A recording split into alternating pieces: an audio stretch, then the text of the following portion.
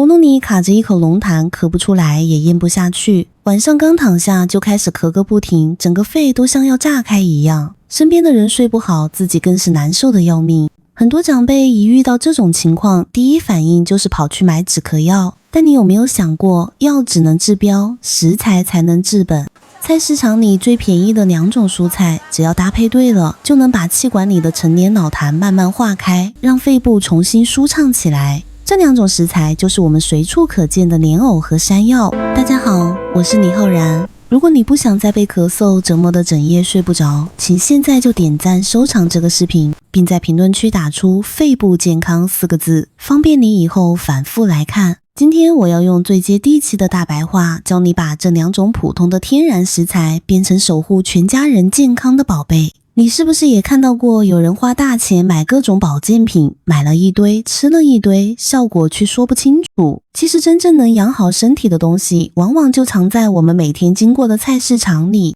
莲藕和山药一节也就几块钱，但在中医眼里，它们是评价极高的滋补商品。古代医书里早就有记载，这2种长在泥土里的蔬菜吸收了满满的地气，最适合用来保养我们的身体。冬天是需要收藏能量的季节，而这2种食材正好是帮你把能量存进身体里的最佳帮手。很多人第一次处理莲藕和山药，都会发现一个共同的特点，切开之后会有一丝一丝黏黏的汁液。很多人嫌麻烦，甚至把这些粘液使劲冲掉，这真的太浪费了。那种黏黏的汁液才是这2种食材最宝贵的地方，它能润滑我们的肠道和消化系统，还能减少脂肪在内脏的堆积。对于有脂肪肝、肚子比较大的长辈来说，这是非常好的天然保养成分。我们先来好好认识一下莲藕。大家去菜市场买莲藕的时候，一定会发现一个问题，有的莲藕吃起来粉粉绵绵的，有的吃起来却清脆爽口，完全不一样。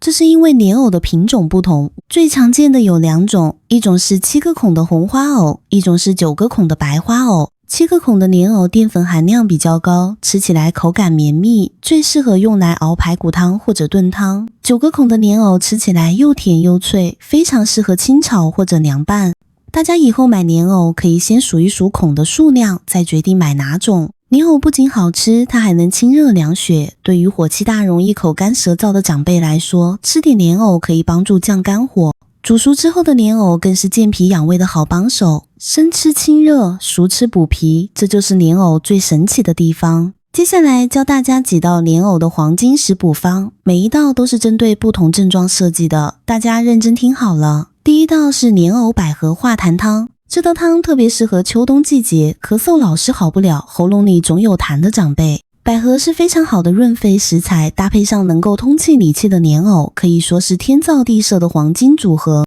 准备7个孔的粉莲藕1节，新鲜百合或干百合50克，排骨300克。先把排骨放进滚水里烫一遍，去除血水。莲藕洗干净削皮，切成大块。准备一个锅子，放入排骨和莲藕，加入1500毫升清水，大火烧开之后，转小火慢慢炖煮40分钟。接着把洗干净的百合倒进去，继续煮15分钟。起锅前加一点点盐巴调味就可以了。这道汤喝下去，汤色白润，味道清甜，完全不腥不腻。莲藕负责理气通络，对，百合负责润肺清燥，两者搭配在一起，能够帮助滋润干燥的肺部，对于辅助改善咳嗽有痰、嗓子干痒的情况很有帮助。特别是长期抽烟或者经常处于干燥环境里的长辈，每周喝上2-3次，肺部会舒服很多。第二道是桂花糯米糖藕，这道食补方特别适合头晕、没力气、气血不足的长辈。很多长辈走几步路就喘，脸色也不好看，这往往是气血两亏的表现。糯米是补中益气最好的主食之一，搭配上莲藕，可以把身体里的中气慢慢补得充足起来。准备一节比较粗的9个孔，莲藕还有圆糯米100克。先把糯米放在水里浸泡4个小时，泡到糯米完全膨胀变软。把莲藕洗干净削皮，在顶端切下一小块当做盖子，把泡好的糯米慢慢塞进莲藕的每一个孔洞里，用筷子把糯米压紧时一定要塞满。塞好之后，把刚才切下来的盖子盖回去，用牙签固定住。把整根处理好的莲藕放进锅子里，加入能腌过莲藕的清水，再放入50克红糖，大火烧开之后，转小火慢慢熬煮2个小时，直到莲藕变得软烂入味。捞出来放凉之后，切成薄片，上面淋上少许桂花蜜，香气扑鼻。这道甜点吃起来软糯香甜，甜而不腻，老人小孩都喜欢。莲藕补气通络，糯米温中益气，红糖活血补血，三者搭配在一起，是辅助改善气血不足非常理想的日常甜食。经常吃，气色会慢慢变得红润有光泽。第3道是莲藕生姜养胃茶，这道方子特别适合聚餐吃，太油腻，第2天肠胃不舒服，甚至反胃想吐的人。很多长辈参加家庭聚餐，一不注意就吃撑了，第2天早上肚子胀胀的，嘴里还有一股油腻味，这时候就用得上这个方子了。生姜具有非常好的温胃止吐功效，而莲藕能够帮助通气、理气、缓解积食。准备半截莲藕切成薄片，再切5片生姜，把它们放进锅子里，加入800毫升清水，煮20分钟就可以当茶来喝。莲藕负责理气畅通，生姜负责安定肠胃、驱散寒气。这2种便宜的食材煮出来的水，能够帮助缓解胃部胀气和恶心反胃的感觉。喝下去暖暖的，胃里会很快舒服起来。这道方子做法简单，材料随时都有，大家一定要记住。讲完了莲藕，我们再来认识今天的第2位主角，也就是山药。山药在中医里面是真正能够同时照顾到肺脏、脾脏和肾脏这3个重要器官的珍贵食材。菜市场里卖的山药主要分为2种，一种是比较粗大的菜山药，含水量比较高，口感清爽，适合清炒或者做汤。另外一种是细细长长的铁棍山药，表面有很多像人参一样的细小须根。我要告诉大家一个挑选的小秘诀，铁棍山药表面的须根越多，说明它在土壤里扎根越深，吸收的地力越丰富，营养价值也就越高。铁棍山药淀粉含量比较高，吃起来口感扎实绵密，非常适合用来熬汤或者做成甜点。大家去菜市场买山药的时候，一定要记住几个要点。第一，看表皮。好的铁棍山药表皮颜色均匀，带有自然的土黄色，不要买表面有黑斑或者发软的。第2，用手掂一掂，分量扎实，不轻飘的那种，质量更好。第3，用手轻轻摸一摸，表面微微粗糙，有须根的那种，比光滑的更有营养。大家记住这3点，以后去菜市场就不会买错了。很多人非常害怕处理山药，因为山药切开来会流出黏黏的汁液，皮肤一碰到就会痒得难受。这里教大家一个非常实用的小技巧，你可以把刚买回来的山药洗干净，连皮直接放进蒸锅里蒸熟，等山药完全熟透之后再去剥皮，经过高温蒸煮，那个会引起瘙痒的成分就会被破坏掉，你的手就不会再痒了。如果你等不及，也可以在削皮之前先在手上涂一点白醋，白醋里的酸性物质能够中和山药粘液里的发痒成分，处理起来就舒服多了。或者最简单的办法就是去超市买一包一次性塑料手套，处理完直接丢掉，既省事又干净。山药也有它最完美的养生搭配，接下来再教大家4道山药的黄金食补方，每一道都有它特别的作用，大家一定要认真听。第1道是山药南瓜控糖饭，这道方子特别适合有血糖偏高困扰的长辈，很多长辈一听到控血糖就不敢吃饭，饿得头晕眼花。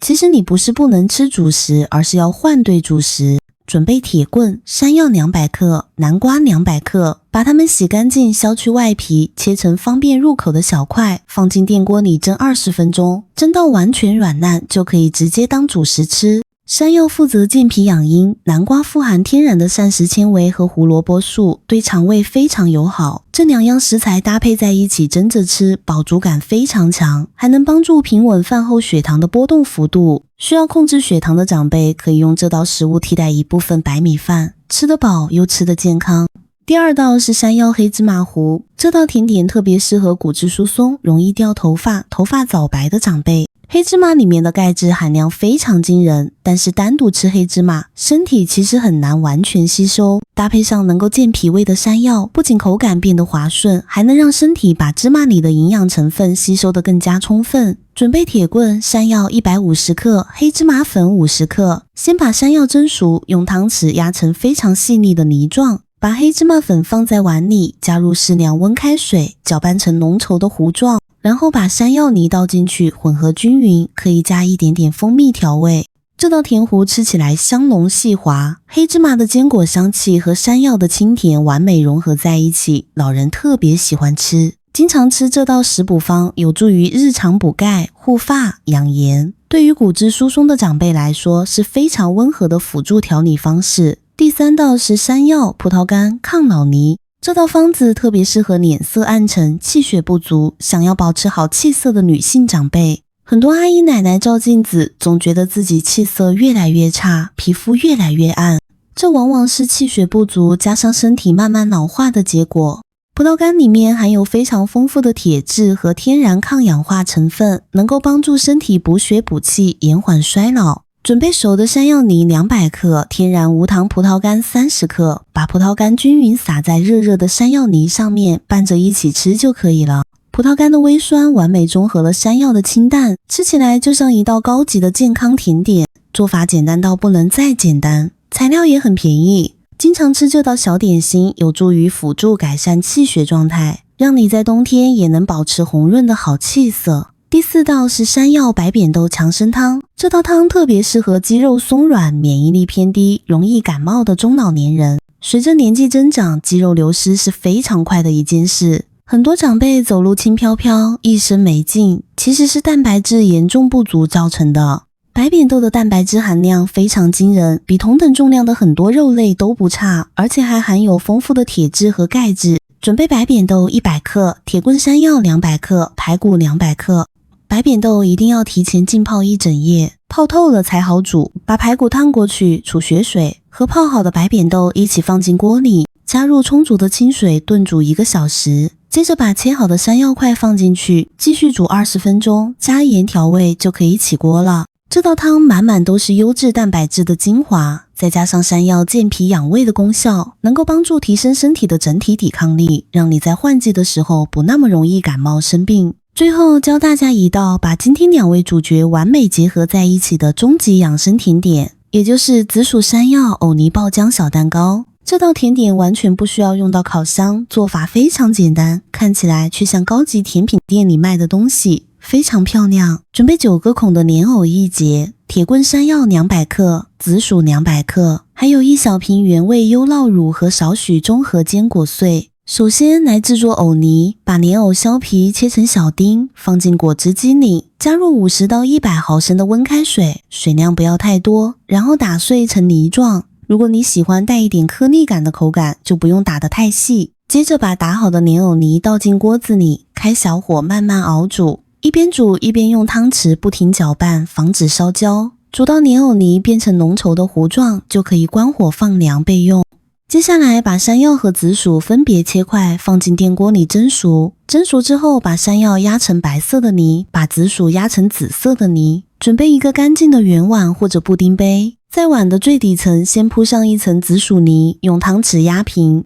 然后在紫薯泥上面铺一层白色的山药泥，同样压平，就这样一层紫色一层白色交替往上叠，直到把碗填满。接着拿一个大平盘，把装满泥的碗倒扣在盘子上，慢慢把碗拿开。这时候你就会看到一个紫白相间、非常漂亮的小雪山出现在眼前。然后把原味优酪乳慢慢淋在这个小雪山上，让它像瀑布一样缓缓流下来。接着把我们刚才煮好的藕泥淋在最顶端，最后在上面撒上一把中和坚果碎。这道看起来像高级蛋糕的甜点就完成了。它里面完全没有添加任何鲜奶油或者大量的精制糖，甜味全部来自紫薯和优酪乳的天然甜味。当你挖一勺放进嘴里，可以同时感受到坚果的酥脆、优酪乳的酸甜、山药和紫薯绵密的口感，以及藕泥淡淡的清香。这不仅是一道老少咸宜的美味甜点，更是一道把健脾养胃、润肺化痰的功效发挥得淋漓尽致的养生大餐，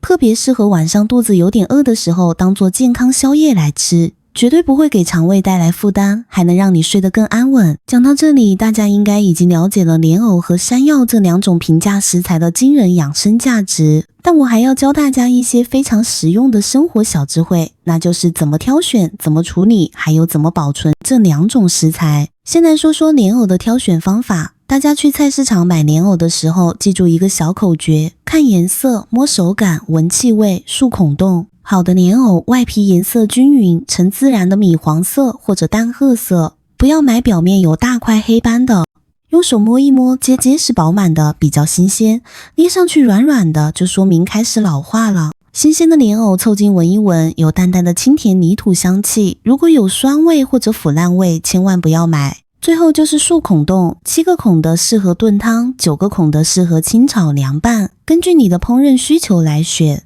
再来说说山药的挑选方法，铁棍山药要选须根多的，表皮颜色均匀的，拿在手里分量扎实的，表面不要有软烂的地方，也不要有发霉的斑点。好的铁棍山药切开来断面是纯白色的，粘液非常丰富。如果切开来发现断面发黄或者粘液很少，说明这根山药已经放了很久，营养大打折扣。关于莲藕的处理方法，有一个很多人都不知道的小技巧，如果你切开莲藕发现里面有黑黑的泥土，怎么冲都冲不干净，千万不要用手硬抠。你可以准备一盆温水，里面加1勺盐巴和1勺白醋，把切好的莲藕泡在里面10分钟。盐巴和白醋能够帮助让孔洞里的顽固泥土自动松开脱落，而且还能防止莲藕在空气中氧化变黑，让你煮出来的莲藕汤保持漂亮的白嫩颜色。关于莲藕的保存方法，很多长辈去菜市场看到便宜的莲藕，一次就买好几节回家，结果放进冰箱没几天，莲藕表面就发黑变软，甚至长出白色的霉菌。这是因为莲藕非常害怕干燥。如果你买的是带有新鲜泥土的莲藕，千万不要马上把它洗干净，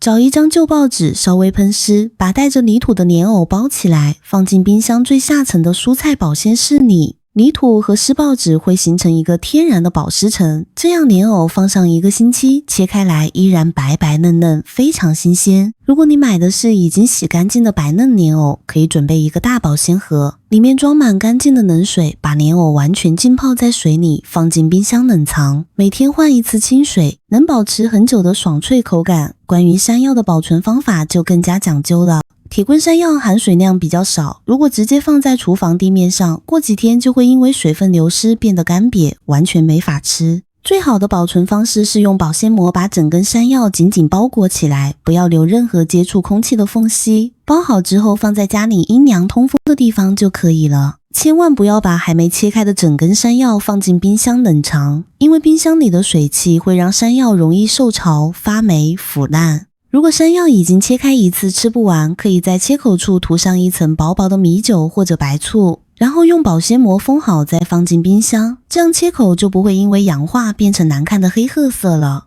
讲到这里，我还要认真跟大家说几句重要的提醒。莲藕和山药虽然好处很多，但是任何好东西都不能过量食用。这2种食材都含有比较丰富的淀粉，如果吃饭的时候已经吃了大量的莲藕或者山药，那碗里的白米饭和面条就要相应减少大约1半的分量，这样才能控制好总热量的摄入，避免因为吃进过多碳水化合物导致体重增加。特别是需要控制血糖的长辈，用山药来替代一部分白饭，这个替换主食的概念非常重要，一定要记住。另外，有基础疾病正在服用药物的朋友，还有孕妇、儿童、身体特别虚弱的老人，使用前最好先咨询一下你的医生。食疗只能作为日常饮食调理的辅助方式，不能替代正规的医疗治疗。如果你已经有明确的疾病诊断或者症状比较严重，一定要及时去看医生，不要单靠食疗拖延治疗时机。我们烹饪这2种食材，最好多用蒸煮和炖汤的方式，尽量少用油炸或者大火爆炒的方式。高温油炸不仅会大量破坏食材里面的营养成分，还会产生对身体有害的物质，完全违背了我们养生食补的初衷。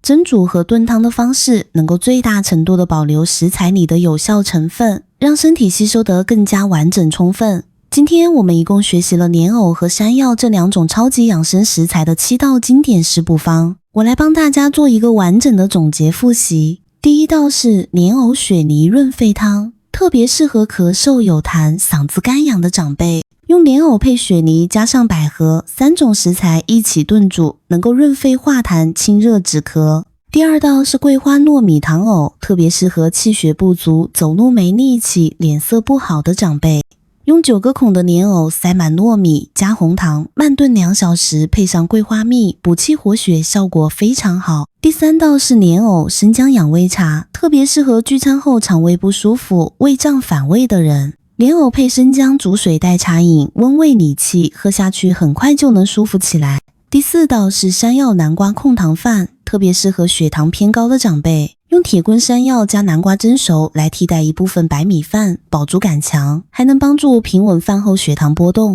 第5道是山药黑芝麻糊，特别适合骨质疏松、容易掉发、头发早白的长辈。山药泥配黑芝麻粉调成浓糊，再加一点蜂蜜，香浓细滑，帮助补钙护发。第6道是山药葡萄干抗老泥，特别适合气色暗沉、想要保持好气色的女性长辈。山药泥配上天然葡萄干，简单方便，补血养气，让气色慢慢红润起来。第7道是山药白扁豆强身汤，特别适合肌肉松软、免疫力偏低、容易感冒的中老年人。白扁豆配山药再加排骨一起炖，蛋白质丰富，健脾强身，帮助提升整体抵抗力。最后一道是我们的终极甜点，紫薯山药藕泥爆浆小蛋糕，把莲藕和山药2位主角完美结合在一起，再搭配上紫薯和优酪乳，颜色漂亮，口感丰富，养生又美味，老少咸宜。大家有没有发现，今天介绍的所有食材，莲藕、山药、雪梨、